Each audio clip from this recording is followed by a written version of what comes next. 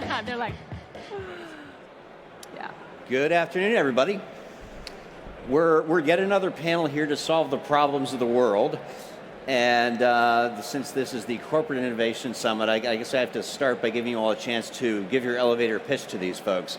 Tell me what problem in the world your organizations are out to solve and how you're doing it. You can start first. My fellow Washingtonian. Thank you. Thank you so much, Rob. Really appreciate it. It's an honor to be with you. Andy, Kit, Rob, really appreciate it. I'm excited to be part of this exciting dialogue with my fellow panelists and look forward to this discussion. It's really an honor to be with you.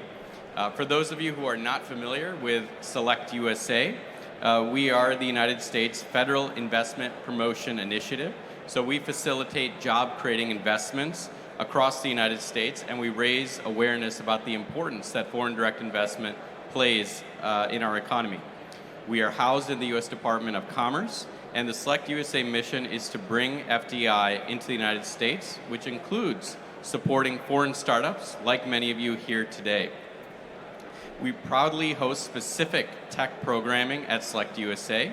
In our fourth year, we have a program called SelectUSA Tech, and it's dedicated to connecting early stage and startup tech companies for prospects for advancement in the United States. Those are for high growth international startups who are seeking to expand. And we have a summit that we host, the sort of web summit for FDI, which is from May 1st to May 4th at National Harbor, just outside of Washington, D.C. I invite you all to participate.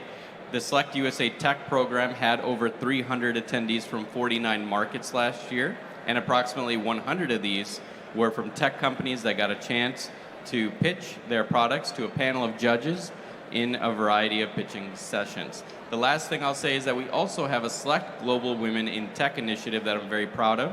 It's a program that aims to promote American competitiveness and technology leadership by attracting talented female leaders in emerging technologies to spur economic growth and innovation, as well as support women's economic empowerment globally. And the Select Global Women in Tech Mentorship Network, I'm proud to say, has been immensely successful. We've seen 70% growth in the program, and we now have over 140 participants in the current year. Thanks so much. All right, let's go to you next, Kit. Awesome. Thank you for doing that work. Hello, everyone. I'm here representing both my day and my night job, so I'll tell you about both. I am the managing director of the organization and culture design practice at Co-Collective. And in that work, we help purpose-led organizations turn purpose into practice. And so we work with clients in the tech sector and nonprofits, really doing internal organizational transformation work. And then my nights and weekend job is I chair the board of Women in Innovation, which is a global nonprofit dedicated to closing the gender gap in the innovation sector and providing some of the resources, community, and platforms for women to make that leap from the kind of mid-level to the leadership in the innovation sector. So really pleased to be here with this group. And you, Andy. Thanks, Rob. Hi, everyone. Can everyone hear me okay? Great. So my name's Andy Baines. I'm CEO and co-founder of a tech company, offshore tech company called GT. My career started out at Apple in the product design division in California. I was at Apple for 12 years and then left with a small team to help start a company called Nest Labs, which I'm sure many of you have heard. I would say, to answer your question, Rob, the main problem we're seeing among our clients, who are mostly pre-Series A startups, is a slowdown in what I would call the risky end of investment capital among traditional VCs and angel investors. Definitely new techniques needed to prise open those hands and deliver more cash to these innovative companies. And the second recurring issue that I'm tending to see is a lack of roadmap discipline, which we can talk about later. But that definitely hurts companies when they're approaching a recession climate. Thanks very much. So let's talk about what the sort of received wisdom is. If you think you're going to have fewer customers, make less money, is the accepted, the savvy course of action. Let's stack rank the employees and fire the bottom 25%. And is that what people usually advise, and is that actually a good idea? I can start us off, sure. Yeah. Yeah, so as someone who's really dedicated to thinking about what are the actual cultures and climate that you need for innovation, the provocation that I have for this group is I actually think a recessionary environment is potentially a catalyst, if leveraged correctly, for innovation and for creating a culture of innovation, right? When you're in a high growth mode, you're making fast decisions without necessarily the intentionality, right? So you're saying, okay, get butts in seat, expand your team. And when you're in a recessionary environment, you start to look at, okay, what are the capabilities that we really need? Where can we remove the slack? How can we create the constraints to actually power innovation? And so when you look at the 2008 recession, for instance, the organizations that really catalyzed that opportunity were the ones who kind of looked at what are the mindsets and the needs of the customer that are changing? What are the priorities of those customers? How can we pivot to deliver on that customer needs? And then how do we align our organizational capabilities and culture to support that? So I really think there's a big opportunity here, and it's a lot about the framing to your team. Yeah, so from a product angle, when you're the CEO of a product company, if you're charting your strategy on hiring when the sun is shining and the money is there and firing when the recessions come, you lose continuity. And that is a death knell to product development, particularly high-paced product development, whether it's software or hardware. So in the early 2000s, for those of you who remember the big crash in 2008, super fun. We had two types of companies in Silicon Valley. We had people like HP, you had Xerox PARC, you had eBay, and so on.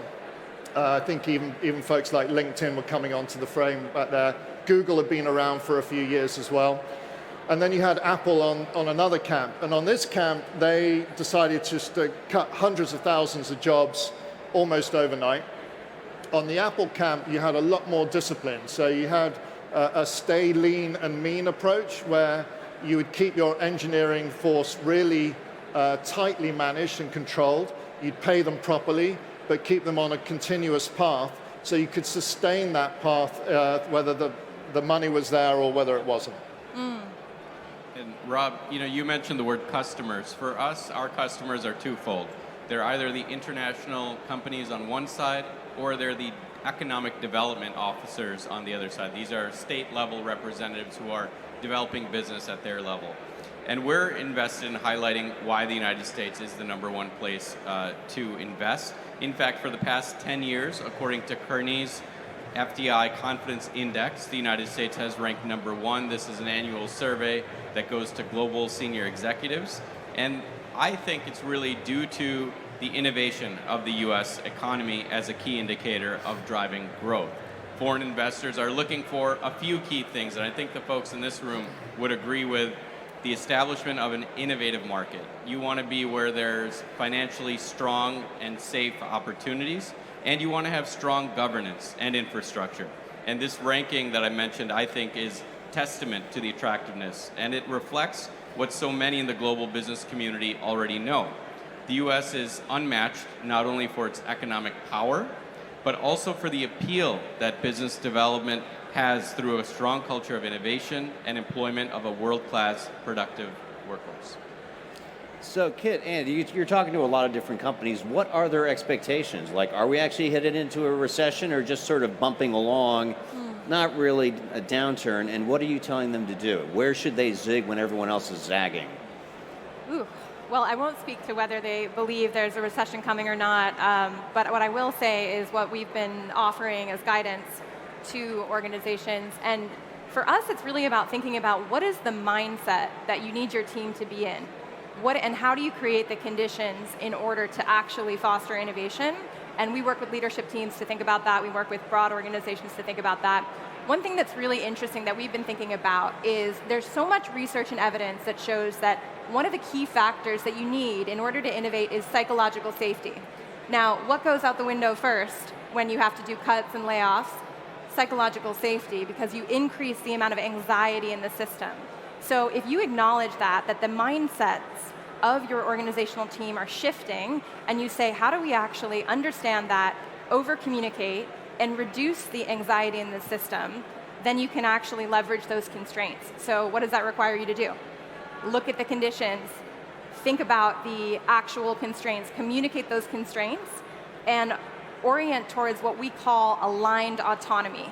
So how do you get aligned? Clear purpose, what are you actually trying to do, and how do you give folks on your team autonomy to actually do that, to bring ideas, to bring solutions, and then you invite people into the mindset of problem solving. So that's what we're talking to a lot of leaders about. Yeah, again, I think the companies that survive these periods of uncertainty, and I think that's a better characterization than perhaps calling this recession. I think we're in a period of global uncertainty. The companies that tend to survive that really well build a lot of discipline in their internal organizations, as Kit was describing. But in practical day-to-day terms, when you're the CEO of that company, what that looks like is you would do two immediate things. The first is you would look across your product portfolio and you would fail quickly anything that is not immediately giving you a guaranteed home run, right? So if you have things that you like and you have sort of your pet features and benefits, your pet software idea, get rid of that if it's not a guaranteed home run. Park it and work on something that you know is going to carry you through an uncertain period. The second would be to go very deep into your organization and look at who your high performers are and who your sort of mid to low performers are and restructure. This is a good time to go out to the market and look for incredible talent. So Zendy, I don't know if you guys have heard of Zendy, they just laid off about 500 people a month ago. Amazing French organization, built the entire map architecture for Snap. And there is talent on the market during these periods of uncertainty, and it's a good time to go out and look at your own organization. Those are two very practical steps that companies can do now.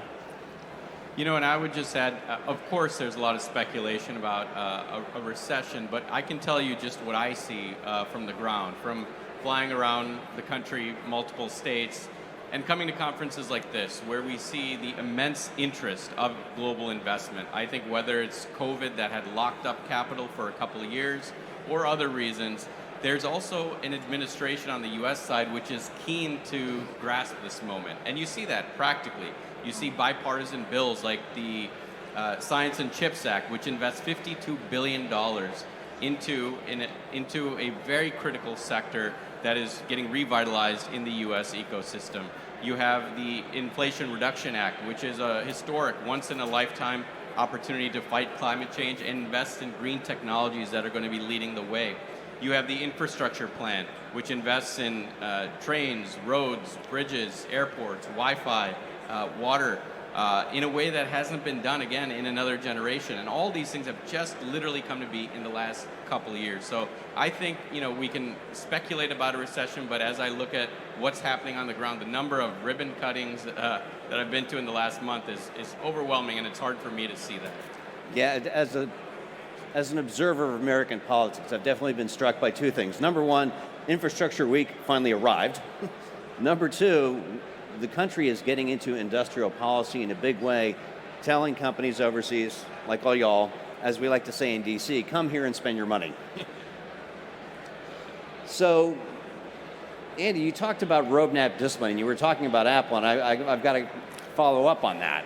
Because I would say Apple in 2008, by then you were doing much better than Apple of 1998. I assume you had the money on hand, but what about Nest, a startup pre-Google? How do you maintain roadmap discipline when you're this tiny company that says, we want to put a computer inside the thermostat in your house? Is that okay? Yeah. Well, I mean, that discipline starts where, years before, you start making revenue. And I suppose for those who aren't familiar with the origins of Nest, I suppose the little hidden secret there is that, we were pretty much all ex-Apple engineers, in those early days. So we were carrying across a lot of that discipline and know-how into that very early startup stage. But in terms of what I see today, whenever I ask a startup or a CIO who is either my own client or someone I'm working with or even someone I'm investing in, I ask them, my first question is, do you have a roadmap? Sorry, I'm just going to hold my mic here. It's falling off. Do you have a roadmap? And I always get the answer, yes. And then they show me the roadmap, and actually what I see is a build map. It's a tech build map designed by their engineering manager and managing sprints, which is not a roadmap. And the thing that steadies the ship during uncertain times is a properly designed roadmap where features and benefits, your marketing strategy, your investment strategy, and your back-end data plan are all sequentially laid out in a 4-layer roadmap and keeping the entire organization steady and firm and moving quickly. And investors will love you for that, but also your own organization will love you for that because it stops a very endemic CEO trait, which is they go to a conference like this, they hear something that they like the sound of, they come back to the office and they say, we should change everything and we should do this instead. And that just makes everyone car sick and really frustrated. So having a roadmap and having a process that makes sure that roadmap is locked in and doesn't change until you hit either a remix event or a gate review which has out of bounds linked to it, that's really, really important during these times. And what's a remix event? I want to make sure everyone's up on the... Sorry, can everyone hear me okay? Just go, right. So a remix just allows you to look at your backlog of ideas, which may come from the ground up, it may come from your junior engineers, it may come top down, even from your advisors or investors. And this is a backlog list of features and benefits or ideas that might be worth including in your future roadmap. And you use a remix usually around once a quarter to open up that backlog, test it, do some A/B testing on some of the better ideas, throw away the crap ideas, and then look at a way to integrate that into a carefully choreographed customer journey, right? And that's the key thing. If you're not choreographing the experience with your customers, regardless of whether they're B2B or B2C, then you're not going to be able to compete in today's marketplace. Anyway, anyone who's interested in more of that, you can catch me afterwards. So, Kit, you were talking before as we were walking over about trying to develop cultures of innovation. Yeah. What does that mean in concrete terms to get a company to, I guess, be open to? Yeah, so I'm really resonating with a lot of what Andy's sharing around discipline and choreography and the stack and the systems. I think that's what we think a lot about. But if I were to distill it to two things, one of the things I was talking about earlier is decreasing anxiety and increasing clarity. And if you can do those two things, then you can create a system that actually enables space for innovation. So how do you decrease anxiety? You need to be increasing the clarity of your purpose. What are we here to do? You need to increase the clarity of the roles on the team, decrease ambiguity around who's doing what. You need to think about what are the constraints that people can actually operate in, and then you can think about how can people actually be invited to bring ideas within that system and constraints. So when we work with leaders, we really think about how do you decrease anxiety and increase that clarity. So now I wanted to take a little look back. We've all got some experience. Some of us have more gray hairs than others. Let's talk about times in the past where your organization has been looking at possible headwinds and you tried to give advice to management. Before we just cut things arbitrarily, let's try to put some more money into this area, and maybe they didn't take the advice. What did you learn from that? Me first or Andy first? Just repeat that. Is this on? Can you hear me? Yeah. Eventually, we're all going to get microphones. You're next, and I'll just do this. Yeah. Looks a bit clunky, but it'll work. Just we're repeat the innovating question. our way through AV problems. Yeah. Could you repeat the question? Yes. So, times in the past where perhaps your organization was looking at possible headwinds, and you were in a position to tell management, before you want to just cut everything by 10%, here's where I think we should maybe put 5% more into this area. Maybe management accepted the advice. Maybe they said, get out of my office. What were the lessons you learned from that? Yeah, okay. So, I mean, I think the the senior management that did that really well were the ones that were able to, first of all, invest in people. they were usually doubling down or really shoring up the top talent in their organization. They would also look at their exec team quite carefully. When I was at Apple for 12 years in total, and I would say I went through 4 very distinctly different companies in that time as we moved from an organization including senior management that was managing the bottom line to a management structure that was growing the top line. And those are very, very different skill sets. And so I would say the good executives were the ones that invested that additional 5% or ever how much in knowing when to shift from those 2 different strategies. Yeah, I would agree with that. I mean, the thing that comes to mind for me is just there's often such a gap between strategy and systems and structure. And so the more that you can close that gap and think about what is it that we're actually trying to achieve, how is that pivoting, considering the environmental context, and then how do we ensure that we have the right capabilities and the right structure to actually deliver on that? I think that's just a really powerful intentionality and discipline that you were talking about. I'll just add, from the country level, there's, where you mentioned recession potentially earlier, there's certainly complexity in the world today that exists in a way that many of us haven't seen in our lifetime, whether we're looking at the wars or the rise of nationalism. And so there are other countries that are sort of retreating and closing border. But I'm here to kind of send the message clearly that the United States is very much open for business, not only in the practical ways of the bipartisan laws that have recently been passed, but because of the regulatory environment, because of the protection for IP, because of the wonderful workforce, and all the cultural components, the welcoming atmosphere that has been there for generations. So we intend to continue to do that. At SelectUSA, many of my team are here to support companies on that investment journey. We're a small team, we have a small budget, but we brought in $40 billion last year, and we're excited to grow that. So I encourage all of you to also meet myself and my team for how we can help you. So you were almost leading into the one question I had here is, when you're investing in a time of uncertainty, I like that, uncertainty, how do you measure the effectiveness? But in your case, I guess you have an easy metric. Factories established, FDI in the US. For your clients, how do you tell them, like, this is how you know I was right? That's exactly right. I might just add, we measure very, very closely client verified wins. How much did they invest in the United States? How many jobs did they create? Are they investing in key critical supply chain gaps? So we're obviously interested in the semiconductor space, critical minerals, green tech I mentioned.